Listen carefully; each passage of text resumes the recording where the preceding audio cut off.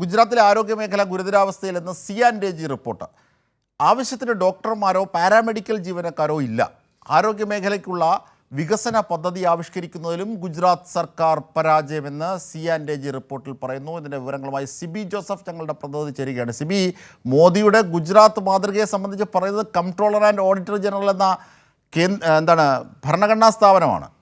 എന്താണ് ആ റിപ്പോർട്ടിൽ പറയുന്നത്?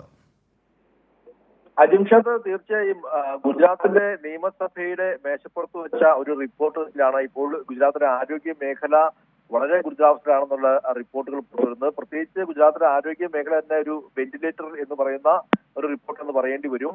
ഇതിൽ പ്രധാനമായും ഓരോ കാര്യങ്ങളും അക്കമിട്ട് നിർത്തിക്കൊണ്ടാണ് ഈ ഒരു CAG റിപ്പോർട്ട് ഇപ്പോൾ പുറത്തുവരുന്നത്. അതായത് ഈ ആശുപത്രികളിൽ വേണ്ടത്ര ഡോക്ടർമാരുടെയോ പാരാമെഡിക്കൽ ജീവനക്കാരുടെയോ വലിയ അഭാവം ഗുജറാത്തിലെ ആശുപത്രികളുണ്ട്. പ്രത്യേകിച്ച് 33 ജില്ലകളിൽ 19ലും ആവശ്യത്തിന് ഡോക്ടർമാരോ പാരാമെഡിക്കൽ ജീവനക്കാരോ ഇല്ല എന്നുള്ളതാണ് ഈ ഒരു CAG റിപ്പോർട്ടിൽ പറയുന്നത്. 25% ഡോക്ടർമാരുടെയും 19% പാരാമെഡിക്കൽ ജീവനക്കാരുടെയും അഭാവം ഈ ഒരു ജില്ലകളിലുണ്ട്.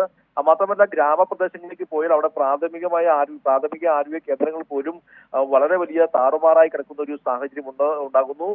ഡോക്ടർമാരുടെ ക്ഷാമത്തിന് പുറമെ ആവശ്യത്തിന് കിടക്കകൾ ഉൾപ്പെടെ ഇല്ലാതെ രോഗികൾ വലയുന്ന അല്ലെങ്കിൽ രോഗവുമായി മല്ലടിക്കുന്ന ഒരു സ്ഥിതിവിശേഷം റിപ്പോർട്ടിൽ ഉണ്ടെന്നും ഈ ഒരു CAG റിപ്പോർട്ട് ചൂണ്ടിക്കാട്ടുകയും ചെയ്യുന്നുണ്ട്.